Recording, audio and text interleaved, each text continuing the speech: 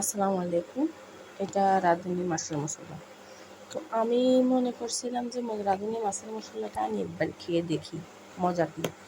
আর আমিও চিন্তা করলাম যে এটা আসলে ভালো মন্দ যাচাই করার দরকার আছে, এত বড় ব্র্যান্ডের জিনিস।